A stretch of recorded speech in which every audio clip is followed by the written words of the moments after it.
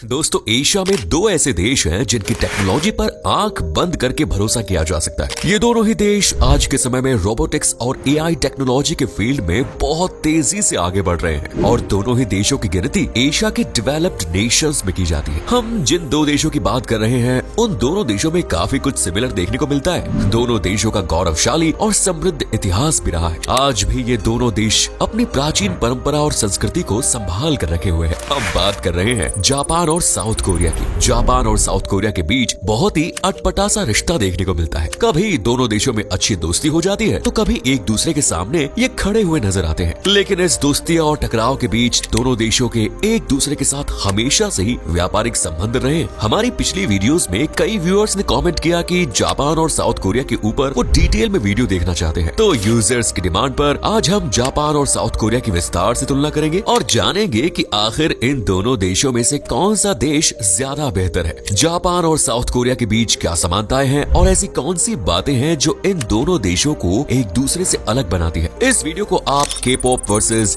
J pop, sushi versus kimchi और anime versus BTS भी कह सकते हैं। तो देर किस बात की, अपना सीट बेल्ट बांधे अच्छे से और निकलते हैं जापान और साउथ कोरिया की शानदार और जानदार डिजिटल सफर पर। सबसे पहले बात करते हैं पॉपुलेशन एंड एरिया की। जापान के टोटल पॉपुलेशन 12 करोड़ 40 लाख के आसपास है, तो वहीं साउथ कोरिया की आबादी 5 करोड़ 20 लाख है। हालांकि दोनों देशों में एक बात कॉमन है, यहाँ पर अधिकतर आबादी शहरों में ही रहना पसंद करती है, जबकि देश के कई इलाके ऐसे हैं जो पूरी तरह से सुनसान और वीरान है। दोनों देशों में शहरों में आपको अधिक भीड़-भाड़ देखने को मिलेगी। जापान की कैपिटल सिटी टोक्यो है और ये दुनिया में सबसे अधिक आबादी वाला शहर भी माना जाता है। टोक्यो की आबादी 3 करोड़ 70 लाख के आसपास है। दूसरी ओर साउथ कोरिया की राजधानी का दर्जा सियोल को प्राप्त है और इस शहर में लगभग 98 लाख लोग रहते हैं। एरिया की बात करें तो साउथ कोरिया का कुल एरिया मात्र 1 लाख वर्ग किलोमीटर है, वहीं जापान का टोटल एरिया 3,77,000 स्क्वायर किलोमीटर है। हिस्ट्री एंड डिप्लोमेटिक रिलेशंस की दोस्तों, जापान और कोरिया का इतिहास हजारों साल पुराना है। यहाँ पर कोरिया हमने इसलिए कहा क्योंकि इतिहास में साउथ कोरिया और नॉर्थ कोरिया एक ही देश होते थे। दोनों देशों में अलग अलग समय पर अलग अलग राजाओं और राजवंशों ने लंबे समय तक शासन किया। समुद्री मार्ग से इन दोनों देशों के बीच ट्रेड के सबूत भी हमें देखने को मिलते हैं। दोनों देशों के बीच कड़वाहट का दौर 20th सेंचुरी से शुरू हुआ। साल 1910 में जापान ने कोरिया पर आक्रमण कर इसे अपना उपनिवेश बना लिया। अगले 35 सालों तक कोरिया जापान के अधीन रहा। साल 1945 में सेकेंड वर्ल्ड वॉर के दौरान जब अमेरिका ने जापान पर परमाणु बम गिराए, उसके बाद जापान ने आत्मसमर्पण किया और कोरिया को आजादी मिली। हालांकि इसके बाद कोरिया में सिविल वॉर की शुरुआत हो गई। ये लड़ाई कम्युनिज्म वर्सेस कैपिटलिज्म की थी। कोरिया के एक हिस्से में रूस का प्रभाव अधिक था तो दूसरे हिस्से में अमेरिका लोकतांत्रिक सरकार बनाने पर जोर दे रहा था। कई सालों तक युद्ध चलने के बाद कोरिया 2 भागों में विभाजित हो गया। साउथ कोरिया को अमेरिका का संरक्षण मिला और इस देश ने तरक्की की राह पकड़ी। जापान को भी अमेरिका का सपोर्ट मिलता रहा और इस देश ने टेक्नोलॉजी के फील्ड में तेजी से काम किया। आज भी कई ऐसी टेक्नोलॉजी हैं जो हमारे लिए नई हो सकती है, लेकिन जापान में उनका इस्तेमाल 25 सालों से किया जा रहा है और वो टेक्नोलॉजी जापान में आउटडेटेड हो चुकी है। साल 1965 में जापान और कोरिया के बीच डिप्लोमेटिक रिलेशंस स्टैब्लिश हुए। हालांकि दोनों देशों के रिश्तों में उतार चढ़ाव का दौर भी जारी रहा। साउथ कोरिया के लोगों से जापान ने बंधुआ मजदूरी कराई थी। इस कठोर इतिहास के कारण साउथ कोरिया के लोग अक्सर जापान के लोगों को ईर्ष्या की नजरों से देखते हैं। हालांकि जापान इसको लेकर सार्वजनिक तौर पर माफी भी मांग चुका है और मुआवजे का ऐलान भी कर चुका है। अमेरिका दोनों देशों के बीच सुलह कराने की कोशिश कर रहा है। ये बात भी सब जानते हैं कि इसके पीछे अमेरिका का अपना स्वार्थ है। जापान और साउथ कोरिया की मदद से अमेरिका एशियाई महाद्वीप में अपना दबदबा मजबूत करना चाहता है। फिलहाल साउथ कोरिया और जापान के रिश्तों में सुधार देखने को मिल रहा है। डिफेंस, सिक्योरिटी, इकोनॉमी और टेक्नोलॉजी जैसे सेक्टर्स में दोनों देश साथ मिलकर काम कर रहे हैं। GDP and per capita income, दो देशों के बीच जब भी कंपैरिजन होता है तो वहाँ की इकोनॉमी के बारे में जरूर बात होती है। दोनों देशों की आर्थिक व्यवस्था कैसी है, यही असल में वहाँ के लोगों के हालात बयां कर देती है। जापान की जीडीपी $4.1 ट्रिलियन।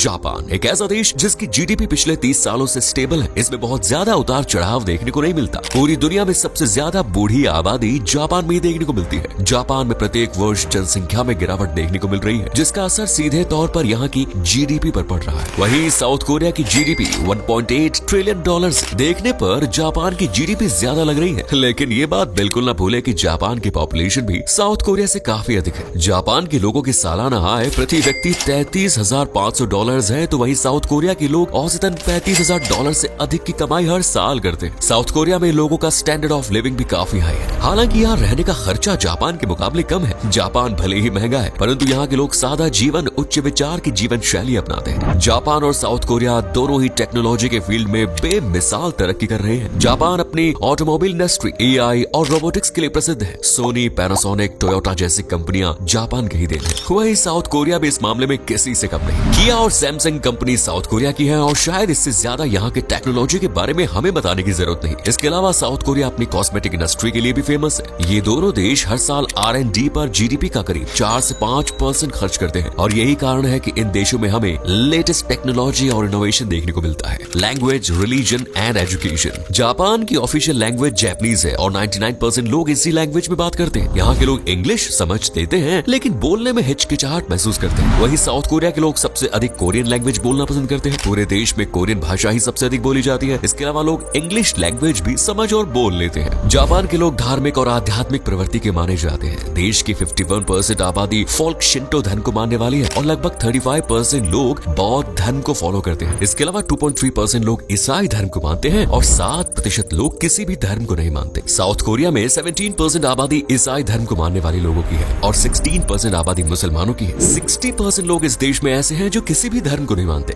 एजुकेशन की बात करें तो जापान में 99% लोग लिटरेट है। जापान का एजुकेशन सिस्टम वर्ल्ड में बेस्ट। यहाँ बच्चों को अनुशासन में रहना सिखाया जाता है। जापान में स्कूलों की सफाई के लिए अलग से कर्मचारी नहीं होते, बल्कि बच्चों को ही स्कूल के बाद रुककर अपनी क्लास की सफाई करनी पड़ती है। इससे बच्चे क्लास में गंदगी भी नहीं करते और स्वच्छता के प्रति जागरूक भी होते हैं। साउथ कोरिया का एजुकेशन सिस्टम भी कमाल का है। शुरुआत से इस देश ने अपनी शिक्षा प्रणाली को मजबूत करने की ओर ध्यान दिया है। आज के समय में साउथ कोरिया का लिटरेसी रेट 98% है। हालांकि साउथ कोरिया के स्कूलों में कुछ अजीब रूल्स देखने को मिलते हैं, जैसे स्कूलों में बने टॉयलेट्स में आपको टॉयलेट पेपर देखने को नहीं मिलेगा। यहाँ टॉयलेट पेपर टॉयलेट में नहीं बल्कि क्लासरूम में रखे होते हैं। जिस भी बच्चे को टॉयलेट जाना होता है उसे अपनी टीचर के सामने ही टॉयलेट पेपर फाड़कर अपने साथ ले जाना होता है। यहाँ पर बाहर के जूते चप्पल बच्चे अपनी क्लासरूम में लेकर नहीं जाते। बच्चों को स्कूल में केवल शिक्षा के लिए नहीं भेजा जाता, बल्कि उन्हें स्कूल में शिष्टाचार यानी मैनर्स और एटिकेट्स भी सिखाए जाते हैं, लाइफस्टाइल एंड कल्चर के। दोस्तों, जापान और साउथ कोरिया के कल्चर में कुछ सिमिलैरिटीज हैं, तो बहुत सारे अंतर भी देखने को मिलते हैं। जैसे कि दोनों ही देशों में लोगों में जेनोफोबिया काफी कॉमन है, यानी यहाँ के लोग बाहरी लोगों का आना और दूसरे देश के लोगों का कल्चर ज्यादा पसंद नहीं करते। ये दोनों ही अपनी संस्कृति और परंपराओं का पालन करते हैं और दूसरे देश के कल्चर को अपने ऊपर हावी नहीं होने देते। जापान के लोग अपने काम से काम रखते हैं और सिंपल लाइफस्टाइल जीना पसंद करते हैं। वहीं कोरिया में एक चमक धमक वाला कल्चर देखने को मिलता है। लेट नाइट पार्टीज, कैफे, बार में मौज मस्ती और म्यूजिक कोरियन लोगों की रगों में शामिल है। पूरी दुनिया में साउथ कोरिया अपने के-पॉप म्यूजिक, BTS और